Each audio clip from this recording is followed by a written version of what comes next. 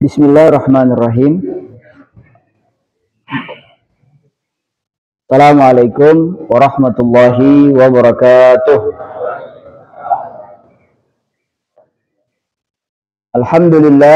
Alhamdulillahi rabbil alamin.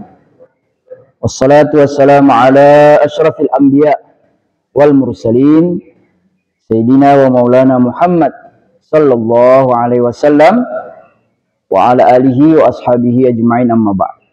Jamaah sekalian, muslimin dan muslimat, Bapak Ibu yang dirahmati Allah Subhanahu wa taala. Alhamdulillah kita bersyukur kepada Allah tetap dalam keadaan yang sehat walafiat, bisa melaksanakan ibadah. Mudah-mudahan Allah tambahkan rezeki, Allah tambahkan nikmat, dan Allah jaga iman sampai kemudian kita husnul khotimah. Salawat serta salam tercurah sebanyak-banyaknya kepada Nabi Muhammad SAW. Mudah-mudahan salawat yang banyak menyebabkan kita semua diakui dan mendapatkan syafaat beliau di yaumul qiyamah. Amin ya rabbal alamin. Jazakallah.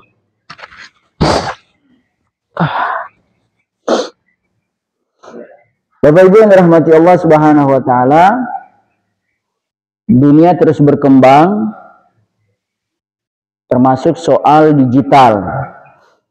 Dalam konteks bisnis, kita kenal bisnis digital, ya, atau digital bisnis.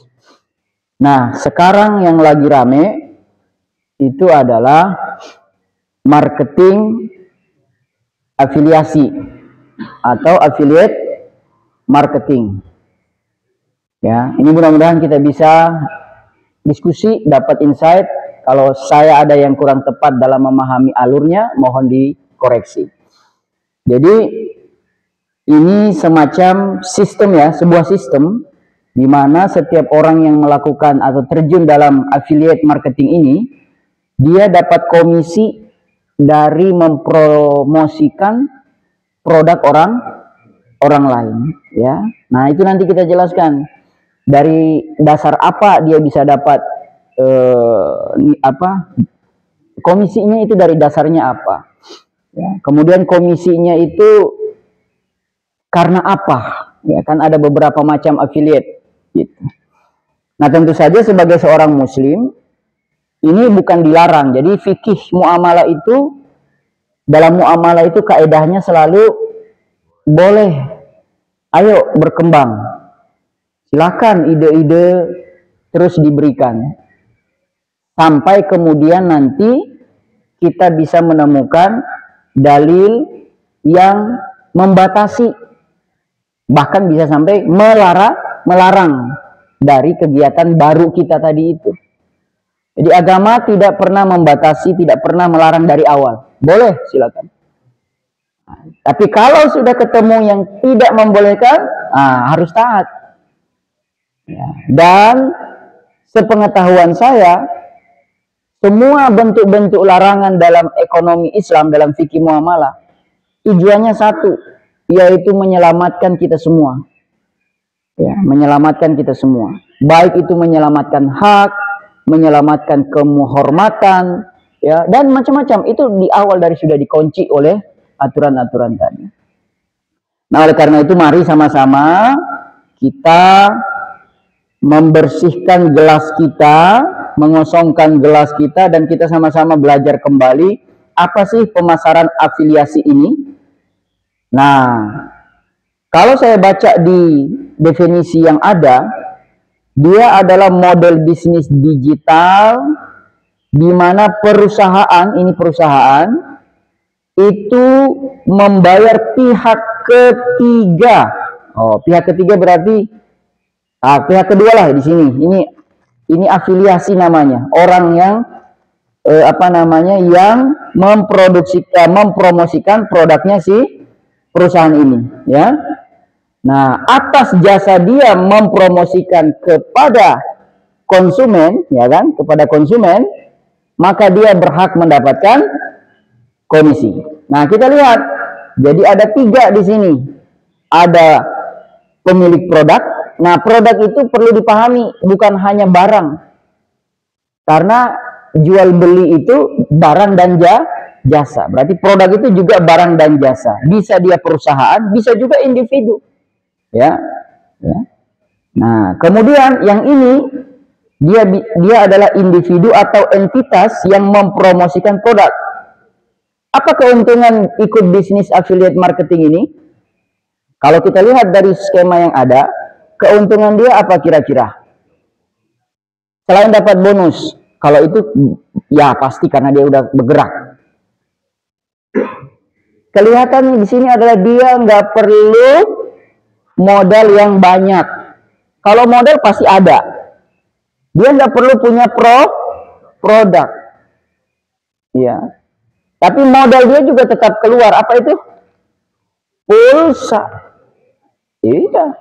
Kan dia akan bikin video-video, dia akan bikin video-video singkat, posting-postingan singkat, di mana setiap video yang dia buat yang menarik orang menontonnya dalam jangka waktu 10 detik, 15 detik, itu di bawahnya atau di tengah-tengahnya dia bisa taruh link penjualan produk yang punya ini, yang perusahaan ini. Biasanya toko di Shopee, toko di Tokopedia. Nah, konsumen yang menonton video ini, baik itu di Instagram, Facebook, TikTok, ya kan? Ketika mengklik link tadi, maka konsumen ini langsung terarah kepada tokonya ini, bukan kepada Shopee umum, bukan kepada halaman depan, langsung otomatis ke tokonya ini, ke lapaknya ini. Kalau dulu masih ada Bukalapak, kalau kita kenal Bukalapak, maka toko-toko kecil itu namanya lapak.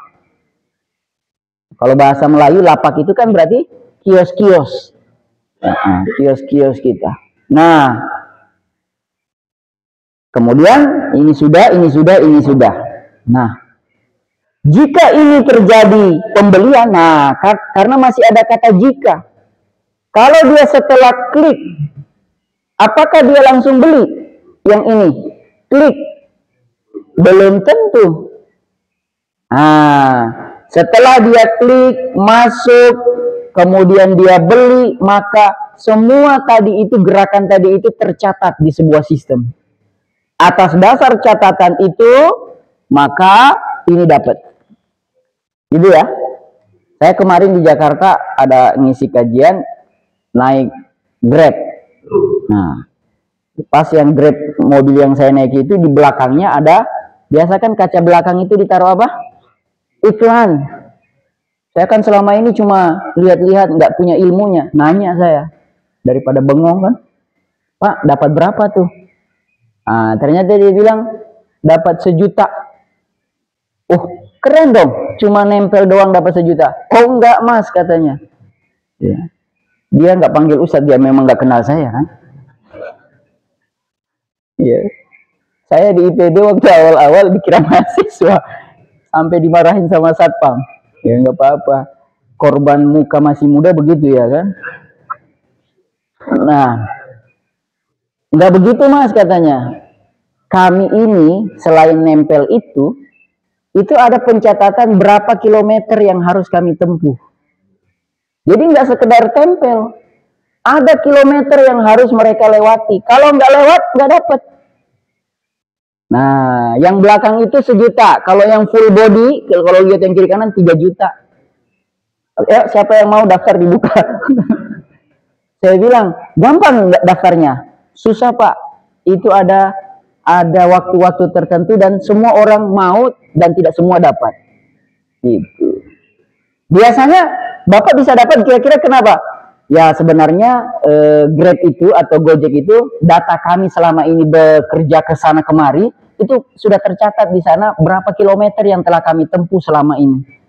Jadi kami akan ketahuan mana yang baru-baru, mana yang sudah profesional, sudah jauh melalang buana. Nah yang melalang buana ini yang kami diikutkan, gitu. Nah, tergantung, tidak peduli mobilnya kondisinya seperti apa, enggak apa-apa Pak. Pokoknya daftar. Terus kalau tabrakan gimana? Terus tiba-tiba lecet, ya kan? Kalau yang kiri kanan itu biasanya, dia bilang, oh Itu kan cuma stempelan, bukan stiker, bukan apa namanya chat. Kalau chat kan rugi, harus chat ulang lagi. Ternyata itu cuma stiker, jadi gampang dibersihkan. Nah, karena dia bilang resiko tergores kiri kanan itu lebih besar, saya pilih belakang karena biasanya kaca belakang jarang terjadi insiden kecelakaan. Nah, itu contoh kira-kira bagaimana bahwa semua yang namanya walaupun disebut modalnya kecil pasti ada aturan main. Gitu. Oke ya. Kita masuk sekarang. Dia dapat dasarnya dari mana saja. Nah, di sini ada macam-macam. Bukan dasarnya. Ternyata ini ada model-model orang, ada 3 model nih. Yang namanya affiliate itu, afiliator, itu ada 3 macam. Yang pertama adalah seorang afiliator yang tidak punya koneksi, tidak punya pengalaman, tidak punya pengetahuan apapun tentang produk ini. Kebayang nggak kata-kata ini saya keluarkan, kita keluarkan definisinya. Dia tidak punya informasi yang mendetil, oke ya, punya informasi iya, tapi mendetil nggak punya. Jadi pahami? Nggak pernah pakai sama sekali. Berarti kemungkinan dia bisa salah promosi. Kan ada tuh di video lucu banget tuh. Apa itu kita sebut kalau yang punya medsos, punya banyak follower, terus dia mau jualan produk? Influencer. Ada video saya nonton influencer, setelah dia produknya waktu itu produk makanan atau minuman. Sambil dia live atau dia video, dia makan tuh minum atau minuman dia minum. Terus ya biasa namanya influencer. Wah sedap banget ya dia.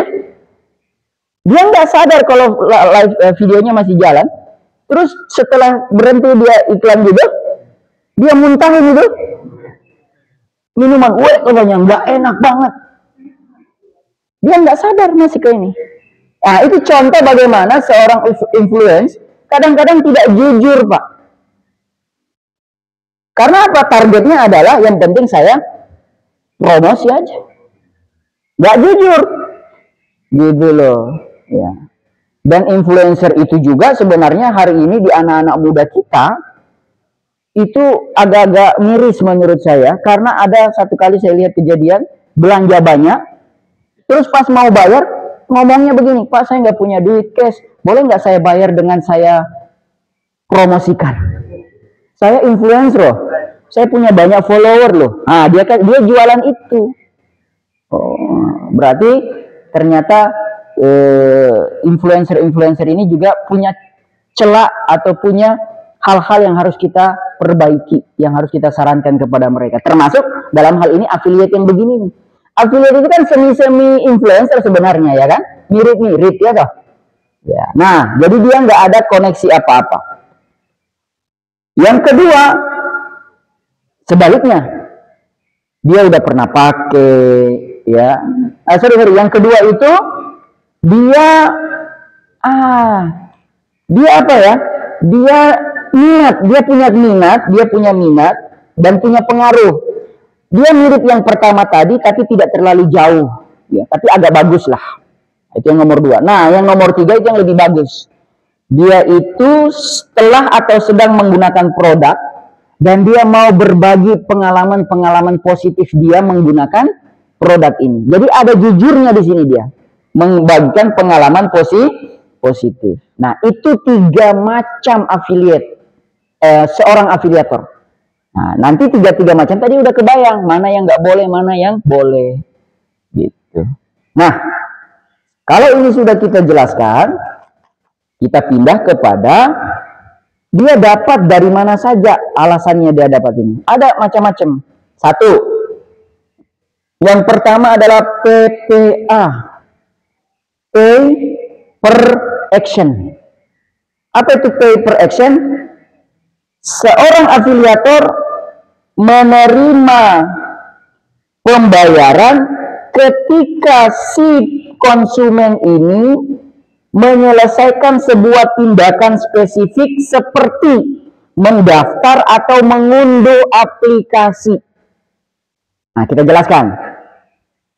Katakanlah misalnya si produsen ini, dia bukan produsen barang, bukan. Dia produsen jasa. Jasa apa? Contoh, jasa pendampingan penyelesaian skripsi, tesis, dan disertasi. Nah, misalnya seperti itu.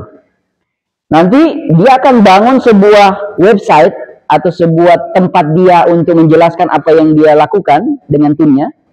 Tapi untuk bisa mengakses website itu secara full, keseluruhan, untuk melihat-lihat lebih dalam, konsumen itu harus mendaftar, tulis nama, apalagi profesi, bla bla bla gitu ya.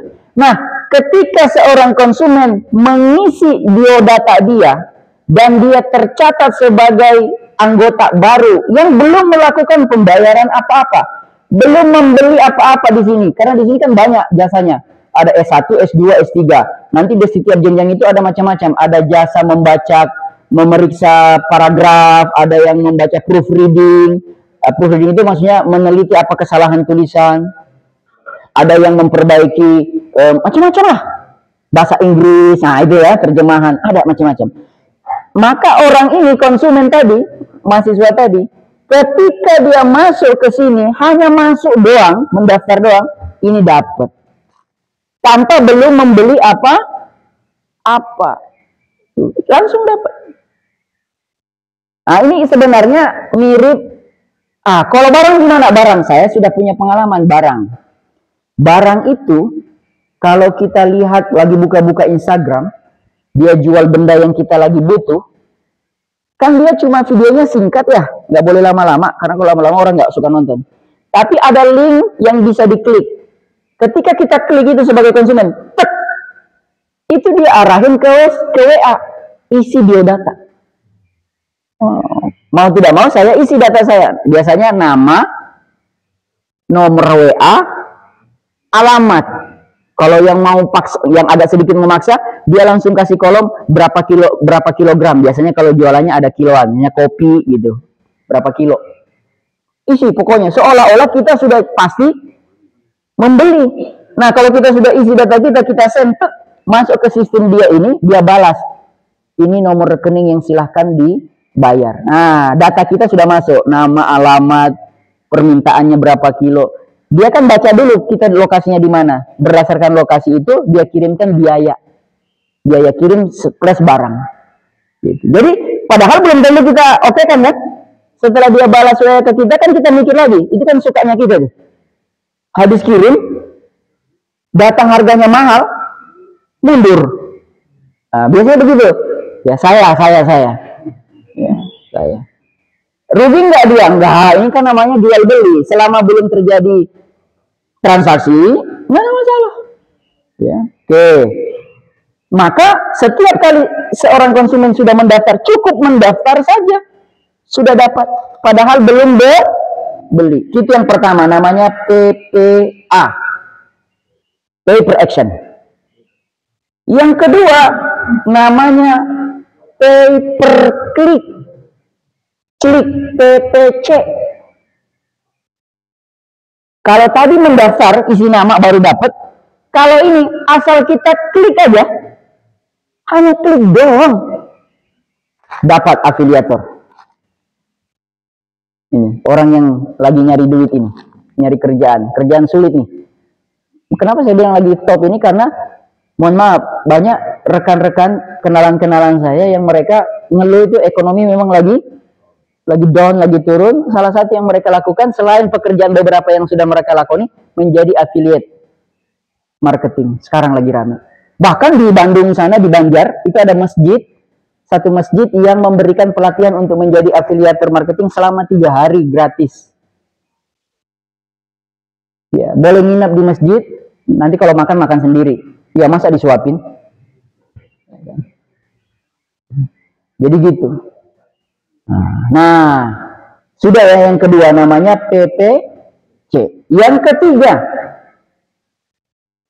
ini namanya subscription commission. Kalau kita buka YouTube, kita suka subscribe dulu loh. Nah, kenapa begitu? Karena dia produsen ini, dia bikin misalnya YouTube, video di YouTube. Dia punya apa istilahnya kalau punya tempat itu? Channel. Dia punya channel YouTube. Yang channel YouTube ini kalau kita sebagai afiliator promosiin channel dia dan konsumen mensubscribe channel ini, maka setiap satu kali subscribe dia dapat. Ustadz-ustadz terkenal itu dapat duit banyak dari situ. Uwah, siapa Uwah? Ustadz Adi Hidayat. Uwas, Ustadz Abdul Somad. Kalau saya Salahuddin El Ayubi. Itu belum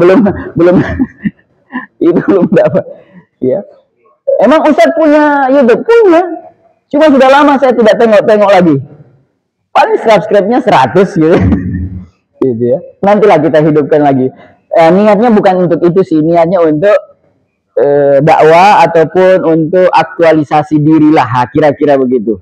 Ya. Nah, banyak tuh dapat uang itu di situ. Kenapa dapat? Nah, kita jelaskan sedikit model-model YouTube itu, channel-channel YouTube. Karena begini, YouTube dia kasih ruang untuk setiap kita, ayo silakan yang mau bikin channel, silakan. Saya kasih jatah sekian, daftar dulu di YouTube. Udah daftar, kita pasang video konsisten. Ketika banyak orang nonton, maka banyak orang yang subscribe. Tanda orang subscribe banyak, berarti banyak yang nonton video-video kita yang ada di channel itu. Nah, YouTube kenapa ngasih duit ke kita? Sebenarnya bukan duit dia asli. Iklan-iklan, para pengiklan, para produsen itu kan melihat channel-channel mana yang banyak pengikutnya. Maka ketika dia melihat video-video yang bagus, dia kontak YouTube. Tuh, saya mau pasang iklan di video yang itu tuh, yang di channel si bapak itu. Oke, gak ada masalah. Nah, bayar berapa? Udah mereka bayar. Nah, uang pembayaran para pengiklan ini itu dibagi ke kita sebagai pemilik video. Jadi YouTube kaya, yang punya YouTube kita juga dapat. Gitu loh, Pak. Nah, dari siapa? Dari para pengiklan. Jadi jangan heran kalau Bapak Ibu lagi nonton YouTube Ustadz ceramah terus ada iklan, itu wajar. Gitu, wajar itu. Kalau nggak mau keganggu iklan, YouTube bikin lagi. Kalau Anda tidak mau terganggu iklan lagi nonton ceramah atau video, maka bayar ke saya setiap bulan. Pinter juga mereka bikin ini ya. Bikin kita jadi terpaksa kiri kanan ya. Kalau mau ini ya bayar, kalau mau itu ya bayar. Kalau enggak ya udah nggak apa-apa. Yang gratisan itu, tapi siap-siap iklan tumpang tindih. Baru buka dikit masuk iklan, baru buka dikit masuk iklan. Nah, gitu. Nah, Bapak Ibu yang dirahmati Allah Subhanahu wa taala. Nah, makanya anak-anak itu kita ingatkan. Jangan kamu subscribe terus. Ya kan? Loh, kenapa? Dia kaya, kita habis pulsa. Nggak, anak-anak suka tiba-tiba, lah kenapa ini YouTube saya jadi banyak video-video anak-anak? Karena setiap kita subscribe itu secara secara apa namanya? Itu istilahnya? Apa Pak? Secara algoritmanya, betul. Itu akan mengarahkan si channel-channel ini di layar-layar YouTube kita di halaman depan. Sudah begitu algoritmanya. Nah, yang terakhir. Nah, ini yang lebih bagus ini namanya. Namanya PPS. Pay per sell. Jadi dibayar setiap kali laku barang. Nah, itu bagus. Kenapa saya bilang bagus? Karena nanti kita akan bahas nih yang PPC tadi itu rentan. PPC itu rentan loh. Pay per klik. Karena kita tidak tahu itu klik asli atau klik-klikan. Tahu kan klik-klikan? Karena banyak kejahatan itu kayak gini. Saya dapat itu. Misalnya, masih ingat dulu di Facebook kita suka muncul postingan gambar video yang menyentuh hati. Misalnya orang celaka atau anak yang cacat, sedih, pakai melo-melo lagu-lagu.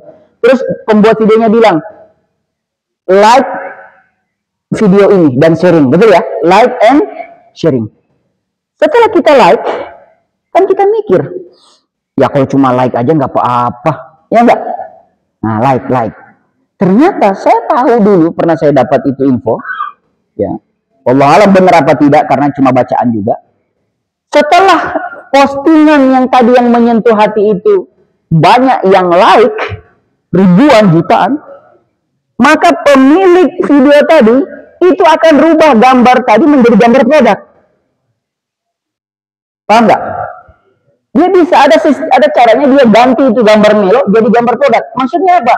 Ketika produk itu orang yang nonton gambar itu yang setelah di-remake, setelah dia perbaharui, dia lihat ini banyak yang like, berarti barang ini bagus, ketipu. Bukankah hari ini kalau kita beli online, Shopee, Tokopedia, cara kita untuk mau membeli lihat di mananya? Lihat di apa? Bukan vendor. Apa? Bintang dulu. Bintang 4,0, 4,5, 4,9. Betul ya? Bintang dulu. Nah, habis bintang apa yang dilihat berikutnya? Review. Review, Pak. Baca dulu review, jangan semua dibaca. Kira-kira bisa difilter, cari review yang bintang 2, bintang 1. Asal ada review itu, ragu kita. Gitu. Nah, setelah review apa, Pak? Ini untuk ibu-ibu, ini teknik-teknik untuk membeli. Satu, lihat bintang, produk terjual, betul. Itu setara dengan review. Jadi yang terakhir sebelum betul-betul kita mau beli, cek penjualnya dulu. Dicetin dulu penjualnya, Pak, barang ini benar ada? Dia jawab, ya. Setelah itu kita tanya, ini alamat saya mau beli loh, tapi alamat saya benar ya, benar. Saya dapat sudah 2 kali beberapa waktu terakhir, saya merasa kayak ada semacam permainan. Permainan gimana? Saya beli barang di toko online, di Shopee atau di mana itu, saya lupa. Shopee. Setahu saya alamat saya Bogor. Oke, alamat saya nggak rubah. Setelah saya bayar, tiba-tiba saya pas hari berikutnya di WA atau ditelepon sama driver. Driver bilang, Pak, ini alamat Bapak di Shopee-nya Bogor, tapi kenapa alamat di ekspedisi, di kurir penyampai di saya, itu Jakarta Pusat, Pak? Saya bilang, loh, saya nggak tahu. Terus Pak gimana, Pak? Saya akan rugi nih, Pak. Saya agak tenang dulu berpikir supaya saya tidak terdistrak. Saya bilang begini, Mas. Ada 2 kesalahan yang terjadi di sini. Apa itu katanya? 1, kesalahan dari toko online, dari tokonya. Alamat saya jelas-jelas di Shopee, kenapa dikirimkan ke Jakarta Pusat? Itu kesalahan pertama. Kesalahan kedua, Pak. Bapak sebagai kurir, waktu menerima barang itu di aplikasi Bapak, kan dia punya aplikasi. Bapak harus cek kesesuaian antara alamat di aplikasi dengan alamat yang ada di barang. Dan dia ngakui yang nomor 2 itu. Betul, Pak, saya buru-buru. Terus gimana ini, Pak? Dia lempar lagi solusinya ke saya. Saya bilang gampang, balikin tuh barang. Nanti di Shopee-nya saya ajukan pengembalian dana. Oke, Pak, saya kira sudah selesai. Ternyata dia telepon lagi setelah sekian jam. Pak, bagaimana kalau saya kirim aja saya antar langsung ke Bogor? Saya bilang, Pak, pertama Bapak capek, yang kedua saya rugi. Mahal betul, ketawa dia. Nah, gitu. Tapi kalau saya kembalikan ke toko, saya rugi, Pak. Ya saya nggak tahu, saya bilang. Kan saya bilang, kesalahan ada di Bapak. Nah, akhirnya dia kembalikan ke toko WA saya. Mulailah cari-cari kesalahan. Alamat Bapak salah, saya screenshot. Ini alamat saya benar. Sampai hari ini saya belum menemukan ada yang, kalau pihak drivernya udah ngaku dia salah, yang saya belum temukan pihak tokonya ngaku salah. Jadi ini ada semacam takutnya benda-benda yang kecil. Kalau benda-benda kita itu 10.000, 20.000, kira-kira kita melayani perbincangan tadi repot nggak? Paling kita bilangnya udahlah, betul nggak? Tapi kalau nilainya gede, kan kita ikuti. Tapi itu mengambil waktu kan, lagi rapat bunyi dia. Mohon maaf, kita bilang sama peserta, mohon maaf, ini ada driver. Gak lucu, kita lagi masalah penting ngurusin yang kayak begitu. Nah, jadi Bapak Ibu yang dirahmati Allah, ini memang digital ini luar biasa. Nah, kita ulangi tadi yang terakhir adalah CPPA, pay per action. Itu yang bagus. Setiap kali beli baru dapat. Nah, sudah ya. Kita masuk fikihnya. Bapak Ibu yang dirahmati Allah Subhanahu wa taala, dalam fikih Islam, saya ulang-ulang atau kita ulang-ulang, rumusnya cuma satu. Kalau mau tahu itu boleh atau tidak. Ingat saja, maghrib. Maisir. Judi. Kalau ada unsur judinya, hentikan. Mago. Apa?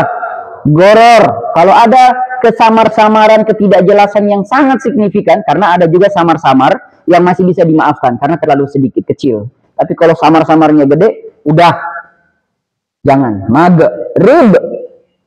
Riba. 3. Maghrib.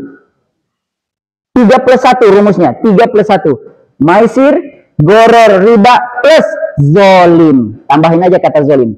Rumusnya 3 plus 1. Zolim ini masuk macam-macam. Zolim harga, zolim upah, zolim waktu, tidak tepat waktu. Kan begitu? Di layanan-layanan Tokopedia, Shopee juga begitu. Kalau barang tidak sampai dalam hari tanggal sekian, Anda akan kami ganti dengan voucher sekian nilainya. Karena bisnis memperhatikan waktu. Itu zolim kalau tidak. Kita tunggu barang nggak datang. Gitu ya. Nah, Bapak Ibu rahmati Allah Subhanahu wa taala, oleh karena itu kita tadi sudah membahas sedikit potensi-potensi tadi. Potensi apa yang pertama tadi? Potensi maisir dulu, ya kan? Maghrib maisir. Ada nggak potensi maisir di afiliasi ini? Potensi judinya, ada nggak? Tadi yang pay per click itu, kita kan itu bisa goror, bisa maisir. Kita nggak tahu itu klik beneran apa enggak, ya nggak? Sama seperti IG itu kalau dia udah centang biru, berarti ini orang top, pengikutnya banyak. Ya kan? Saya sampai hari ini baru dapat follower di IG baru 1081. Baru 1081. Nah, ada kawan ribuan udah centang biru. Saya bilang, kok kamu bisa dapat? Setelah saya cek dia punya Instagram, postingannya dikit, saya postingannya banyak. Kenapa dia lebih banyak? Jadi saya mikir husnuzon, berarti dia temannya lebih banyak daripada saya. Nah, ternyata setelah saya ngobrol dengan dia, ada rahasianya, Pak. Ada yang beli, ada yang jualan follower. Jadi jangan salah, ada yang jualan follower. 1 menit, 5 menit pun jadi. Bapak langsung centang biru bisa, tapi bayar. Ya, itu yang kita sebut dengan hari ini waktu perpolitikan kemarin buzzer.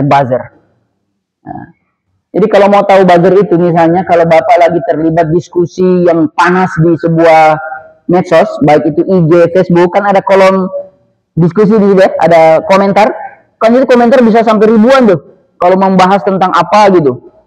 Terus panas-panasan. Coba klik satu profil yang suka sekali itu. Kita buka, pasti kekunci. Kalau bukan kekunci, postingannya cuma 2, 3. Temannya juga paling cuma 2, 1. Nah, itu pasti bayar. Pernah lihat video satu orang duduk di depannya layar HP banyak sekali, berderet? Pernah?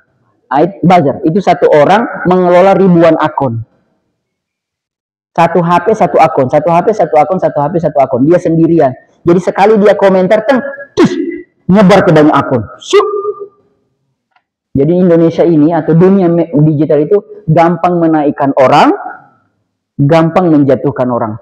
Very easy, mudah sekali. Gitu. Yang penting berani bayar berapa. Berani bayar berapa. Gitu. Makanya ada selentingan itu. Berani membela yang bayar. Ya, bukan berani membela yang benar. Ya. Nah, Bapak Ibu yang dirahmati Allah. Kemudian apalagi? Goror. Kalau tadi maisir, yang gorornya untuk seorang afiliator di mana? Gorornya adalah kalau dia tidak ngerti apa-apa tentang produk ini, kan jadi goror ceritanya. Dia cerita ini enak, ini, padahal dia nggak pernah rasain. Agak-agak goror sama zalim itu, nipu. Memberikan apa istilahnya informasi yang salah. Sebenarnya di masa lalu Nabi sudah bilang itu namanya model jual beli tadlis namanya. Kalau ada istilah fikih, bai'un tadlisun, jual beli yang diikuti dengan penipuan. Jadi ada cacat, disembunyiin cacatnya. Bersumpah palsu demi Tuhan sambil pukul meja. Jadi Arya. Waktu itu kan ada. Ya. Nggak boleh itu jual-jualan demi Tuhan, ini barangnya bagus.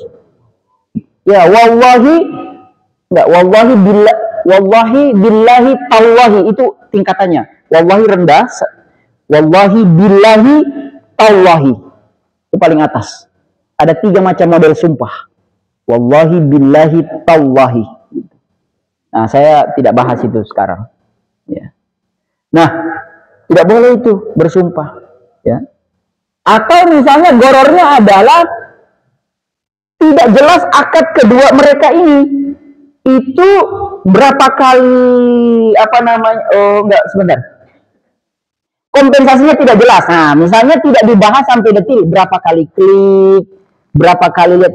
Pokoknya asal daftar aja tidak ada penjelasan. Nah, itu gorornya di situ ya. Dia tidak tahu sebenarnya berapa dia dapat. Pekerjaannya nggak jelas. Ruang lingkup pekerjaannya nggak jelas. Itu nggak boleh. Yang terakhir, riba. Kira-kira ada ribanya nggak di affiliate marketing ini? Unsur ribanya. Bisa jadi ada. Pertama apa? Bukan pertama. Contoh. Kalau untuk menjadi seorang affiliate ini, harus membayar uang pendaftaran sekian-sekian ke dia. Atas pendaftaran itu, uang pendaftaran, maka dia diangkat oleh si ini menjadi affiliate dan dia akan membayar per klik. Nah, khawatirnya sebagian ulama mengatakan ini terjadi riba. Bayar ke sana 100.000 dengan harapan bisa dapat 200 atau 300.000. Nah, itu kekhawatiran sebagian ulama, ada potensi riba. Kira-kira sama seperti misalnya kalau ada pendaftaran lomba lari, Bogor berlari biasanya. Terus kita ikut, ada uang pendaftaran. Terus nanti kalau menang dapat hadiah, hadiahnya diambil dari uang pendaftaran. Boleh apa tidak? Boleh apa tidak model begitu? Bikin lomba catur RT RW, setiap yang ikut bayar, nanti siapa yang juara 1 2 3 dapat uang, dapat hadiah. Uang itu sebenarnya dari uang pendaftaran. Boleh apa tidak? Nggak boleh. Nggak boleh. Nah. Kalau mau kasih hadiah, ambil dari pihak sponsor atau pihak ketiga. Iya, pihak sponsor. Nah, Bapak Ibu yang dirahmati Allah Subhanahu wa taala, masih ada waktu nggak? Masih. Sekarang kita mau tutup dengan kira-kira akad apa saja yang cocok ini untuk 2 orang ini. Si produksi sama si afiliator. Kira-kira akad apa? 1, akad yang mungkin pas. Kalau kerjasama pasti. Musyarakah itu bahasanya umum. Akad musyarakah. Di bawah akad musyarakah itu ada macam-macam. Ada mudharabah, ada muzaraah, akad kerjasama pertanian, macam-macam. Nah, ada satu akad yang belum banyak populer kita kenal. Namanya akad ju'alah. Ju'alah. Apa itu ju'alah? Ju'alah itu adalah janji hadiah atau upah. Janji hadiah atau upah. Janji. Kalau kamu bisa dapat 1 pembeli, saya kasih sekian. Itu namanya ju'alah. Kenapa tidak pakai akad ijaroh? Kan ada akad ijaroh, akad sewa. Dia dianggap sebagai seorang yang disewa tenaga, waktu, kreativitas untuk buat-buat video. Atas kreativitas usaha dia, jas ini dia dapat upah. Kenapa nggak pakai akad itu? Boleh, tapi bedanya ju'alah dengan ijaroh 1. Kalau ijaroh itu kriterianya dia ada waktu tertentu. Ada penjelasan waktu, kamu saya angkat sebagai seorang yang saya bayar jasanya sekian lama. Dan kamu harus mencapai target sekian. Itu namanya ijarah. Bukan gak usah pakai target. Kamu saya pekerjakan selama sekian. Terlepas target atau tidak, dia dibayar. Kayak kita misalnya konsultan, ya kan? Ada kan konsultan mau tercapai atau tidak, kita kan sudah berjalan. Atau pengacara itu menang atau tidak sudah pasti dibayar, enak ya. Sama dengan ini, saya jadi suka kepikiran tuh, kayaknya perlu kita coba. Ini pengendali apa? Iya, apa itu? Pawang hujan. Enak loh jadi pawang hujan. Kenapa? Tinggal berguru sama aktuaria, ilmu aktuaria. Nanti dikasih tahu jurusnya, Pak. Kalau mau tahu hujan jadi atau tidak, cek BMKG. Kemudian ini ada aplikasi yang kalau Bapak masukkan data sekian-sekian, udah ketahuan mau hujan atau tidak. Itu namanya pawang hujan modern. Tapi kalau pawang hujan tradisional, dia nggak usah pakai gitu. Dia pakai gaya aja, kayak keren. Terus datang konsumen, dia tinggal memastikan saja. Kalau berhasil bayar saya, kalau nggak berhasil nggak usah bayar. Kan dia tinggal gambling aja. Dia tinggal main gambling aja. Wah, nggak hujan dapat. Kalau hujan tinggal dia bilang, aduh, saya udah berusaha sebisa mungkin. Udah pukul-pukul, tak. Dewa di atas masih lebih kuat. Dia mainkan aja begitu. Itu namanya memainkan apa, Pak? Istilahnya kalau di ilmu itu, Pak? Memainkan prediction apa? Kemungkinan. Bermain kemungkinan. Dadu itu kan bermain kemungkinan. Lempar berapa kali ketemu keluar angka 32. Udah ada rumusnya semua. Ya, Bapak Ibu rahmati Allah. Jadi itu. Ya, akadnya itu lebih cocok akad jualah. Ya, jadi dia tidak terikat waktu. Sekali-kali dia mau langsung keluar jadi afiliator, langsung keluar aja. Ya, Pak, silakan. Nah, itu yang saya lupa. Member get member itu yang tadi salah satu hal yang saya lupa soal kemungkinan ini bisa jadi bahaya.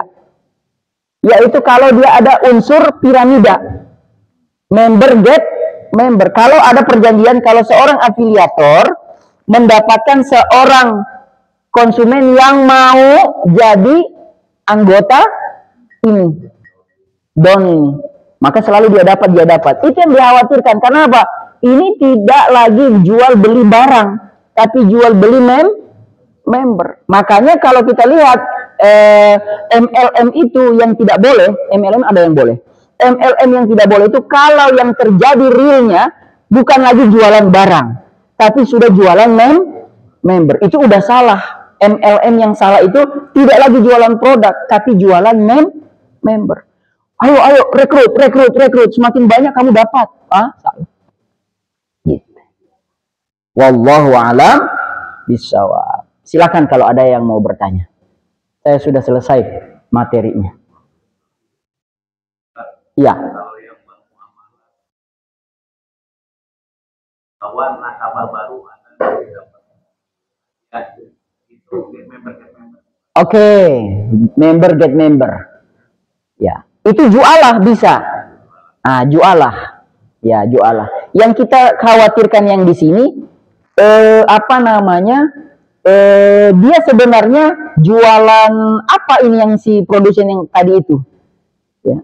Kalau bank jelas dia membayar kita atas jasa kita. Gitu. Nah, masih banyak sebenarnya hal-hal kritikal yang perlu saya sampaikan sebelum saya lupa ya. Terutama yang tadi, yang seorang afiliator yang nggak ngerti apa-apa. Hati-hati jadi afiliator, jualan produk ini, ternyata produk ini produk haram. Dosa apa tidak? Dosa loh, Pak. Haram loh, kita jadi afiliatnya. Atau haram itu ada berapa macam? Haram terbagi berapa? Terbagi dua. Haram zat, haram non zat. Kalau dia jualan babi, Kan jelas kita pasti langsung tahu, oh jualan babi jangan. Tapi kalau bayangkan, dia jualan produk, ada produknya sudah pakai, apa tadi? Halal, sudah. Kemudian sudah melewati BPOM, oke, aman. Tapi sayang 1000 sayang, produk ini berafiliasi ke, nah itu dia, Israel. Kita sebagai afiliator, ada sumbangsi nggak? Jelas ada. Ini yang saya maksud. Hati-hati di situnya. Kita menjualkan, membantu, menjualkan, mempromosikan produk-produk yang mana produsen produk itu terafiliasi kepada yang menghancurkan saudara kita di sana. Atau jangan terlalu keras kayak gitu contohnya. Ada sertifikat enggak mungkin ada. Dia nggak ada sertifikat halal, tapi produknya itu produk kayak misalkan elektronik lah misalnya, kan elektronik pakai sertifikat halal juga agak-agak masih belum ya kan. Nah, tapi dia ini perusahaan ini besar dan buka saham, listing saham. Listing sahamnya di mana, Pak? Dia listing saham di bursa saham, di mana waktu listing sahamnya dia menggunakan akad-akad konvensional. Apa itu akad konvensional di saham? Yang saya pahami cuma satu, yaitu tidak on the spot.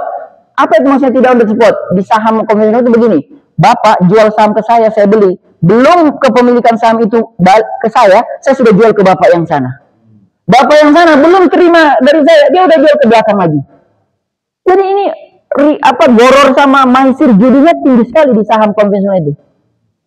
Karena mereka berharap sebenarnya dari percepatan ini, kecepatan menjual-jual ini adalah naik turun harga yang sangat dalam satu hari itu harga. Makanya kalau kita nonton video orang saham itu teleponnya nggak pernah putus-putus. Itu cuma satu kata itu, jual beli, lepas tidak gitu aja. Brokernya. Itu yang dilarang oleh Islam kalau mau jual saham on the spot. Definisi on the spot itu betul pastikan bahwa kepemilikan saham itu sudah pindah ke kita, baru boleh kita jual. Berdasarkan hadis Nabi, la tabi'u ma laisa indak. Jangan kau jual barang yang kau nggak punya. Bisa dipahami? Ibu-ibu silakan. Mangga, Bu. Arisan. Kenapa? Konsumsi apanya?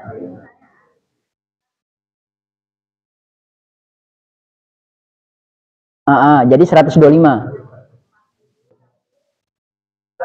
Oh, ternyata yang datang sedikit ya, Bu ya? Iya, akhirnya konsumsinya berlebih kan?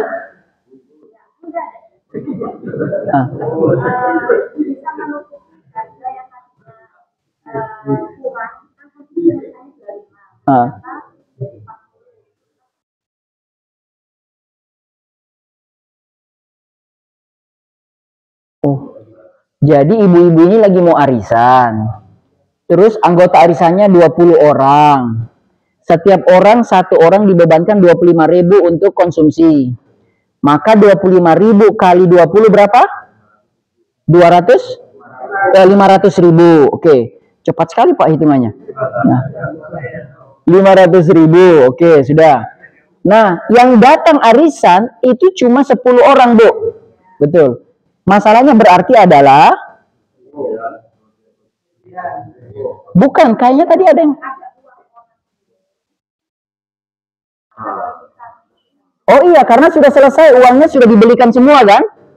Iya, jadi uang sudah dibelikan kue sudah datang dalam 20 porsi, tapi yang datang cuma 10 orang kan, Bu?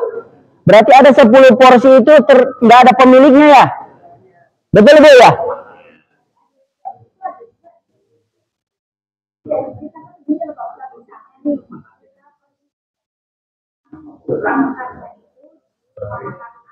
Rumah makan A.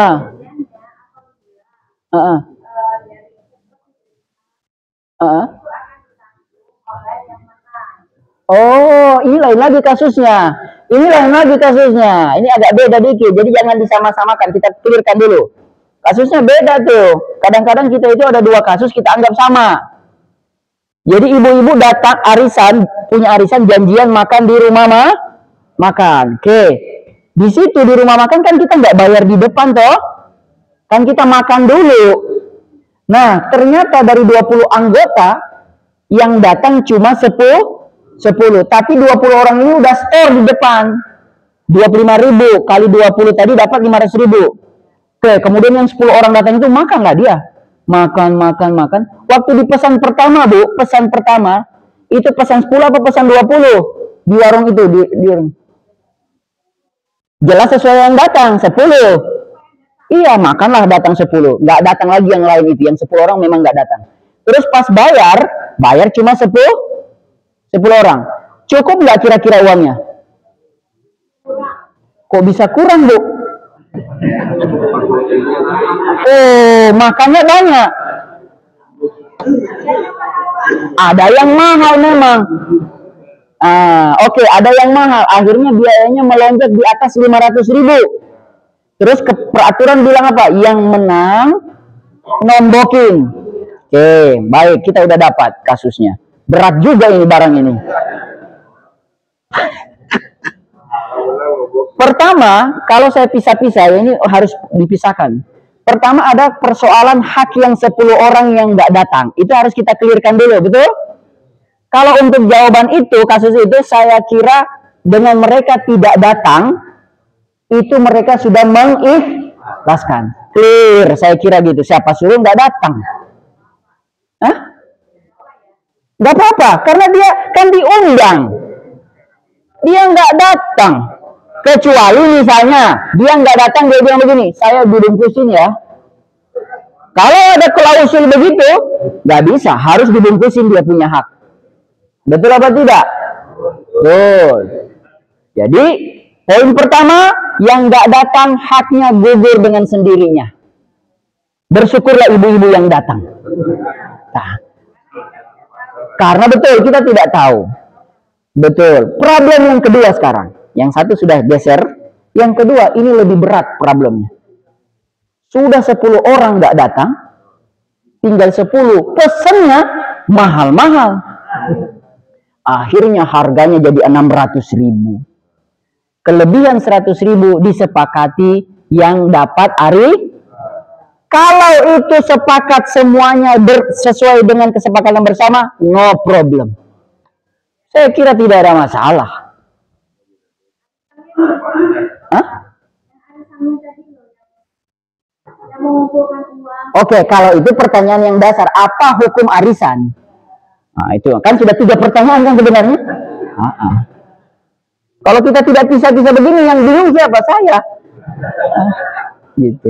Sekarang kita pertanyaan yang ketiga, yaitu hukum asli arisan. Baik, kita turunkan dulu. Arisan itu apa sih?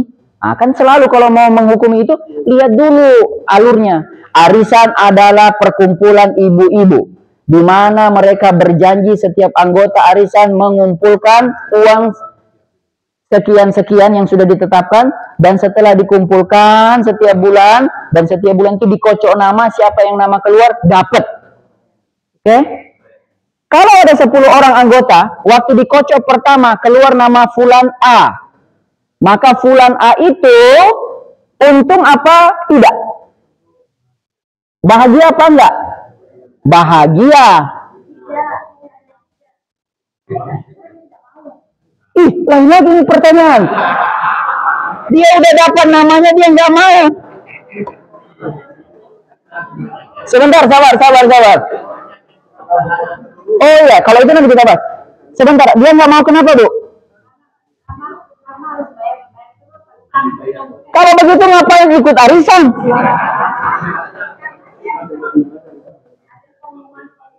Oh, kalau begitu bikin 2 keanggotaan, Bu. Ada anggota yang betul-betul ikut arisan, ikut partisipasi bayar, sama yang cuma ikut sebagai anggota member tidak ikut bayar.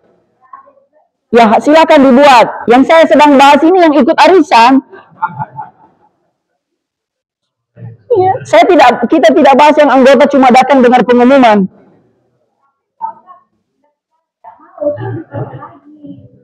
Oh, dikocok lagi. Itu yang bikin repot, Bu. Dari awal namanya nggak usah dimasukkan di kocokan, Bu. Mereka itu nggak usah dimasukin namanya, tapi dianggap sebagai partner, anggota. Jadi nggak usah, kan repot Bu, ngocok keluar. Ini orang yang nggak mau, kocok lagi. Memang suka seru-seruan kayaknya. Kalau saya efektifnya nama itu nggak usah masuk Bu.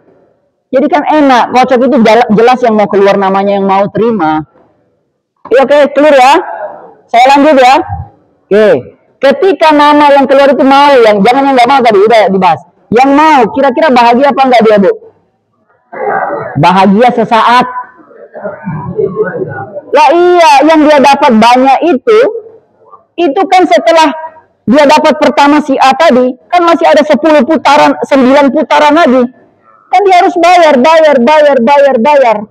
Maka sebenarnya kalau boleh jujur, si Fulan A tadi yang dapat pada 9 bulan berikutnya, dia adalah seorang yang punya hutang. Betul apa tidak? Oke, dia adalah orang yang punya hutang. Maka kita tanya, hukum berhutang dalam Islam itu apa? Kan nanti ke situ pertanyaannya. Ternyata hukum berutang itu 5 hukumnya. Wajib, haram, sunnah, makruh, mubah. Wajib berhutang itu kalau memang dalam keadaan butuh. Kan bayangkan kalau si yang dapat nama tadi, yang si A tadi, memang namanya keluar pas lagi orang tuanya sakit. Dan dia nggak punya uang cash tabungan, Allah kasih dia namanya keluar. Kan bisa dia pakai keluar ini untuk bantu orang tuanya. Setelah itu nanti tinggal dia cicil yang 9 bulan. Bayar. Terselesaikan nggak masalah bantu orang tua? Bagus. Haram. Kalau dari awal ikut arisan, kalau nanti nama saya dapat keluar, setelah itu saya akan kabur. Ini haram. Ini cilaka orang ini. Ini orang cilaka. Namanya keluar, habis itu kabur. Mau enaknya aja. Kenapa? Bu, definisi kabur ini bukan kabur langsung pindah rumah. Bisa saja dia kunci rumah, dia nggak datang, dia putus WA. Blokir semua anggota arisan. Oke, ini dua udah, wajib sama haram. Sunnah itu kalau dia misalnya mau membelikan anaknya hadiah ulang tahun atas prestasi anaknya. Tidak wajib, tapi untuk memberikan dukungan, moral, menghadiahkan itu kan bagus ya. Sunnah, memberi hadiah itu sunnah. Jadi tidak wajib, sunnah. Tapi dia nggak punya duit, kebetulan namanya keluar, dia bisa. Oke, sunnah. Makruh itu contohnya dia berniat membeli barang hasil kocokan dari arisan itu benda-benda yang sebenarnya tidak butuh. Beli lagi emas, beli lagi HP baru, padahal punya HP. Makruh, membeli yang bukan kebutuhan. Nah, kalau mubah nggak usah dibahas, ya atau tidak boleh. Nah, jadi maksud saya akhirnya sampai ke penutup, arisan itu Bu, ujungnya kembali kepada 5 hukum tadi. Silakan dipilih, mau menjadi orang yang mana. Kalau menjadi arisan yang syar'i, jadilah arisan yang tadi, yang dia membantu wajib atau sunnah, tapi bayar ikut yang lain. Silakan.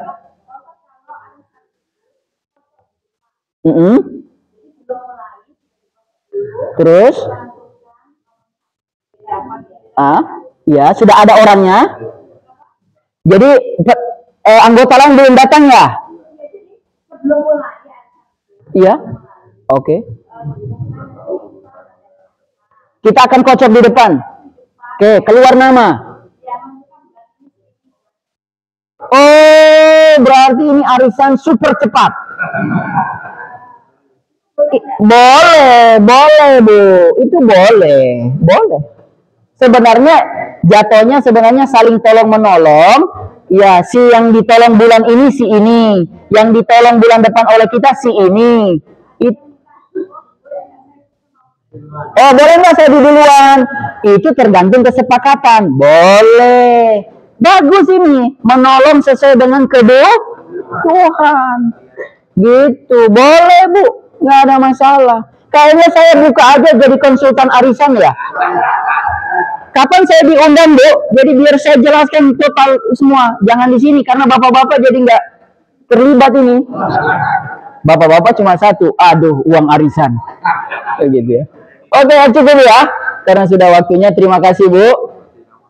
Saya tadi bahas afiliasi marketing. Kenapa sekarang kita bahas jadi hukum arisan? Oke, nggak apa-apa. Nggak apa-apa, nggak apa-apa. Baik Bapak Ibu yang dirahmati Allah, kita beristighfar, astagfirullahaladzim, astagfirullahaladzim, astagfirullahaladzim. Kita tutup sama-sama dengan hamdalah, alhamdulillahirrabbilalamin, subhanakallahumma wa bihamdika, asyhadu an la ilaha illa anta astaghfiruka wa atubu ilaik. Mohon dimaafkan. Assalamualaikum warahmatullahi wabarakatuh.